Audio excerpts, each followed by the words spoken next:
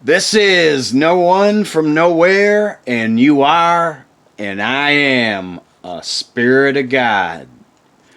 Today I want to talk to you about the oldest Anunnaki story ever of the flood. Can be found in the oldest story ever in the Epic of Gilgamesh. Gilgamesh ruled in Uruk, and this was an ancient Mesopotamian city northwest of Ur. And as a reminder, the biblical Abraham was from Ur, and he is the father of Christianity, Islam, and Judaism. This city was enclosed with 6 miles of brick walls. The two principal deities of the Anunnaki were worshipped here in Uruk were Anu, or An, the chief of all Anunnaki gods, and also the queen of heaven, or queen of the sky, Inanna. And one of the chief landmarks of the city is the Anu ziggurat, crowned the White Temple. And also, this is the present-day Iraq. This is the Epic of Gilgamesh is the oldest story in writing ever, period, anywhere known to exist. Why? Because all roads lead to the Anunnaki creator gods and the Mesopotamian civilization. So now we have the oldest flood story, called the Atrahasis, the oldest poem story, the Epic of Gilgamesh, and also the oldest known creation story, called the Unama Elish, that all predate the Bible. And these are all stories of the Anunnaki creator gods. So wouldn't you say or think that the Bible is about the Anunnaki creator gods?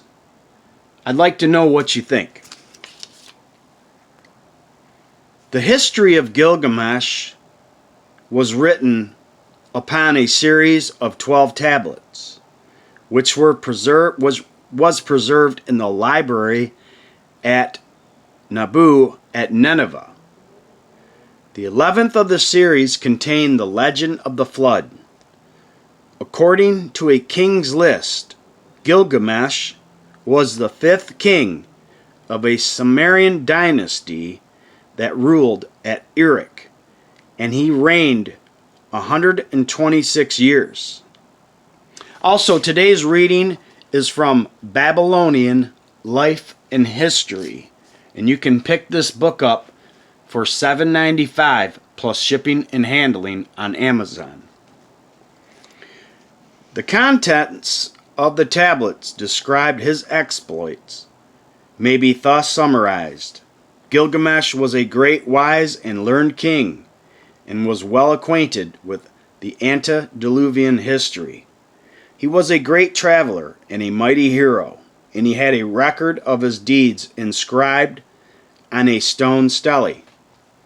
He built the Great Wall of Uruk and the Temple of Inanna.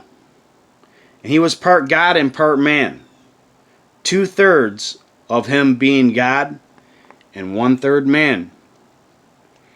His people suffered so greatly from the corvée which he imposed upon them that they cried out to the gods to send them a deliverer. And the gods ordered the goddess Aurora to create one. She washed her hands, took some clay, spit upon it, and made a man who was covered with hair. He lived in the forest with the beast, which he ruled by reason of his mighty stature and strength. He was called Enkidu. This name was formerly read Ebenina. When Gilgamesh heard of him, he sent out a woman to the forest, and she lured him into Erech, where he and Gilgamesh became great friends. One day the two friends quarreled because Gilgamesh wished to go visit the goddess Ishkarara, and in the fight that took place between them, Enkidu was the victor. It was reported to Gilgamesh that a mighty being called Kumbaba lived in the forest of the cedars. His voice was like the roar of a storm. His breath was a whirlwind, and his mouth was like that of the gods. Gilgamesh and Enkidu sent out to attack Kumbaba, and having reached the forest of cedars, they overthrew him there. When Gilgamesh returned to Erech, he arrayed himself in royal apparel, and the goddess Ishtar saw him and immediately fell in love with him, and promised him a gold chariot and horses, the service of kings and nobles, abundant flocks and herds, and the tribute of all foreign nations, if he would become her lover. Gilgamesh rejected her advances, reviled her for her inconsistency, and hurled abusive words at her. Ishtar went to Anu, the sky god, and Antu, her mother, and having complained bitterly of the insults of Gilgamesh, she entreated Anu to make a bull that would destroy him. Anu created a fire-breathing bull, which went to Erech and killed many people in the city. Then Gilgamesh and Enkidu went out and killed the bull, and presented his horns to the god Lugalbanda. Soon after this, Gilgamesh had a dream in which it seemed that disaster was about to fall upon Enkidu. And shortly afterwards that mighty hero fell sick and died on the 12th day of his illness. When Gilgamesh saw his dead body, he thought at first that Enkidu was asleep. But when he found that he was dead, his grief made him roar like a lioness robbed of her cubs. And he bitterly lamented his brave friend, the panther of the desert. When his burst of grief was over, and he was wandering about the country, the thought struck him that he himself would die one day, and he would be even as was Enkidu. He dreaded the very idea of death, and determined to consult his ancestor, Utnapishtim, who is Noah in the Bible, who had become immortal, as to the means he must take to escape from it. Where this ancestor lived, he did not know, but it was somewhere in the west, and he set out without delay. He marched to Mount Mashu, fought with animals and men, talked with the scorpion men, and then went out through a region of darkness, until he arrived in a beautiful garden in which he saw the tree of the gods. Here he met the goddess Siddhadura Sambitu, and he asked her how he was to find the way to Utnapishtim. The goddess told him that the immortal lived in a place beyond the waters of death, which no one except the sun god had ever crossed, but that Shanabi, the boatman of Utnapishtim, was in her dwelling, and that he should see him.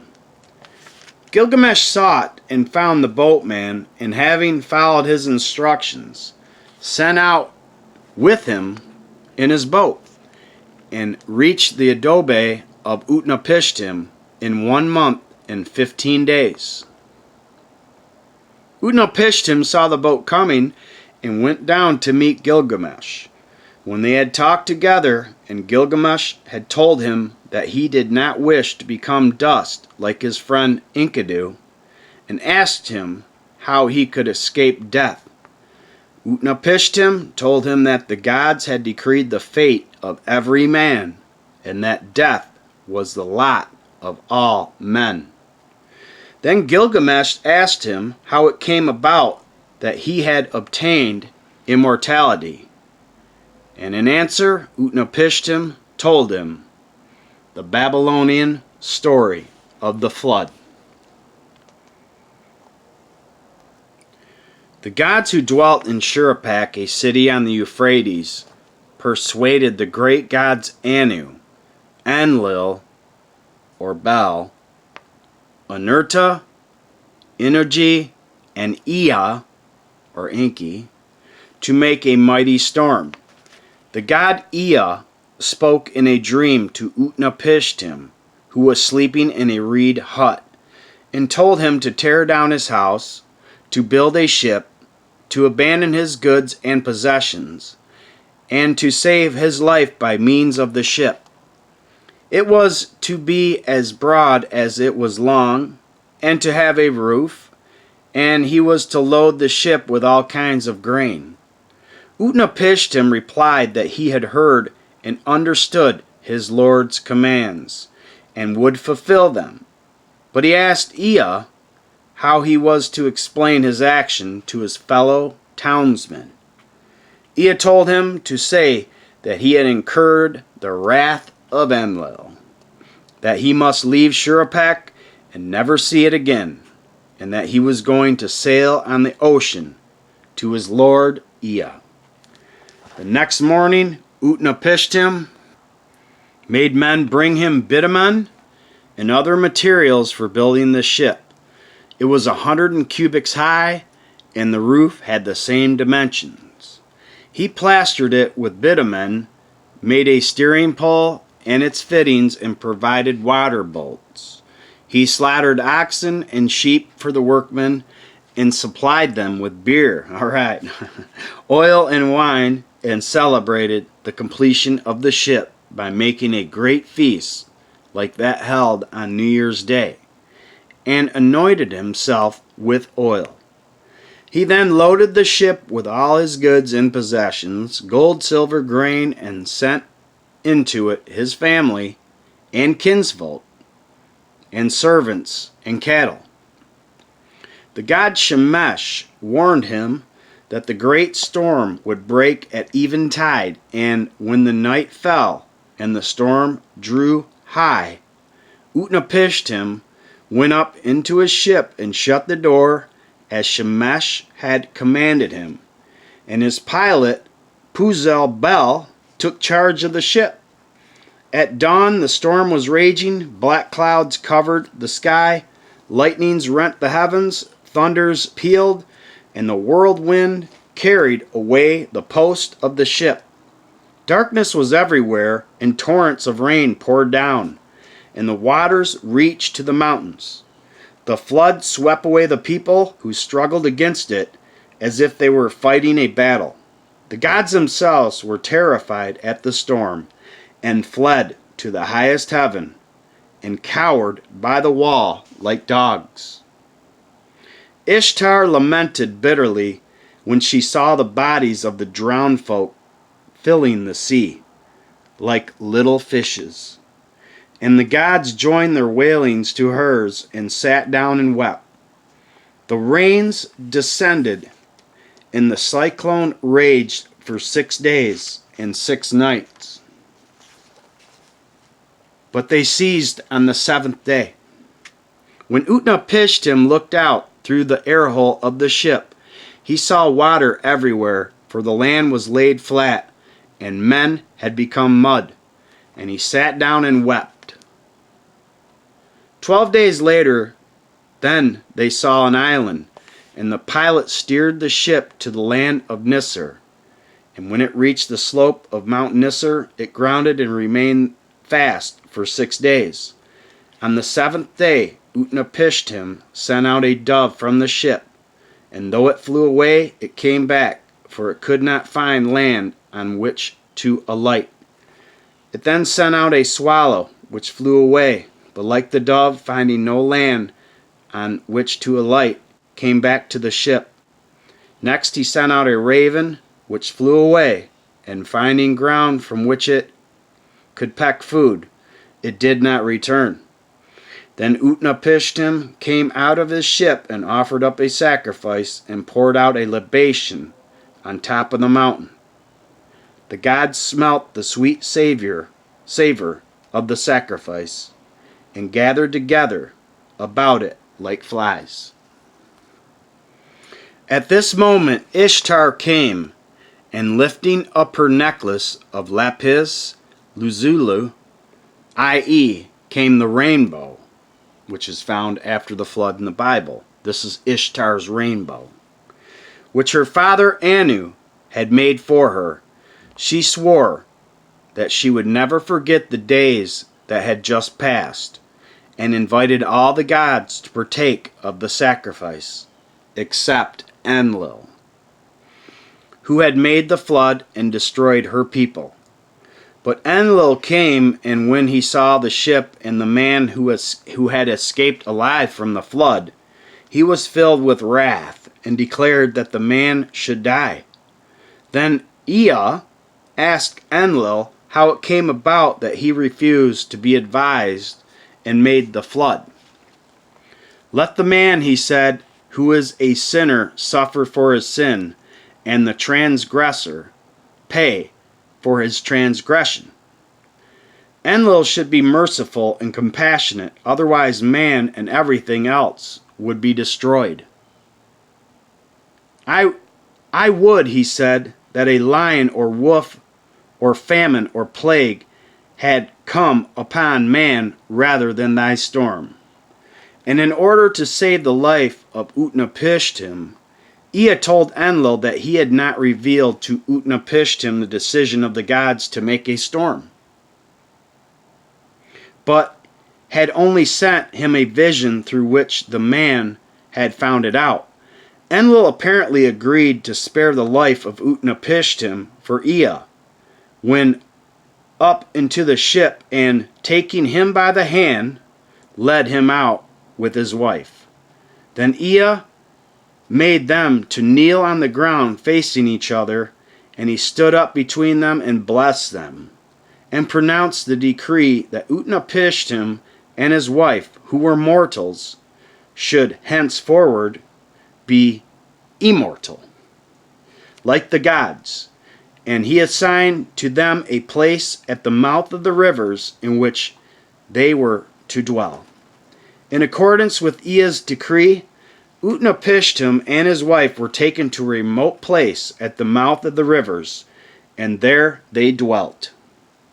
Thus Utnapishtim obtained immortality, not for any special merit of his own, but because Enlil, having promised the gods at Shuruppak that he would send a storm to destroy the city and its people, would not permit the man who had escaped the storm which he sent to continue his life as a man. Enlil's word and decree were absolute and must be held to be so by gods and men. The subsequent adventures of Gilgamesh.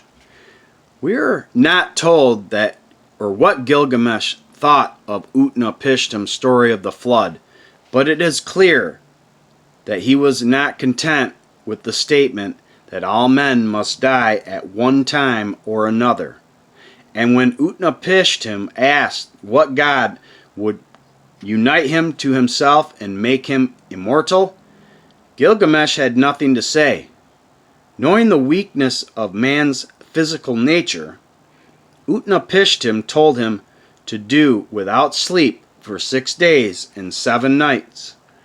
But as soon as Gilgamesh sat down, he became drowsy and fell asleep, and slept for 6 days. When Utnapishtim pointed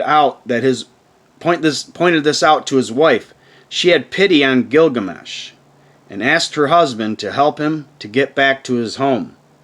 She baked him bread and carried it to the ship, and Utnapishtim told Ur-Sababi to take him back to the place whence he came. During a conversation about death, Gilgamesh asked his host for advice as to his future proceedings in his quest of immortality. Utnapishtim told him that a certain plant, which grew at the bottom of the sea, would, if he ate of it, renew his youth. Gilgamesh tied stones to his feet and sank himself down to the bottom of the sea and found the plant, and pulled it up and returned to the boat. On the way back to Erech, he and Ur-Sanbabi passed a pool of cold water, and Gilgamesh decided to take a bath. He placed the plant that renewed youth in a safe place before he entered the pool, but whilst he was in the water, a serpent discovered its whereabouts by its smell and ate it. Gilgamesh cursed and wept over his wasted labor, and tired and depressed, he continued his journey. In due course, he and Ur-Sanbabi reached Erech, but the haunting fear of death continued to harass Gilgamesh, and he still hoped to find a way to attain to immortality, and thought that he might discover it among the dead. He consulted the priests who were ready to help him on certain conditions. What these were, we know not, but it is clear that they were unacceptable to him, and that he could not enter the adobe of the dead to find immortality. Then he remembered that his friend Enkidu was among the dead, and he believed that if only he could see him and talk to him, he might obtain some useful information. As the priest could not help him, he petitioned Enlil-Bel to permit the spirit of Enkidu to come to him, but the god did not answer. Gilgamesh petitioned Sin, with the same result. He then petitioned Ea, or Enki, who, pitying him, ordered Anurta to bring the spirit of Enkidu up to earth. Anurta opened the ground, and the spirit of Enkidu came up. But such answers as to gave to the questions of Gilgamesh afforded him very little satisfaction, and helped him in no way. Of the history of Gilgamesh after this event, nothing is known. It should be noted that Gilgamesh was a Sumerian king. Also, before the flood, there were 10 kings that reigned for 432,000 years, i.e., 120 Sars. And Utnapishtim, i.e., Noah, was the last king on the list. I leave you with a joke. What did God say to all the animals before the flood? Don't worry, I know a guy. Wow, wow, wow. Thanks for listening, and always remember that I love you, and so does God, because you are, and I am, a spirit of God. In Jesus' name.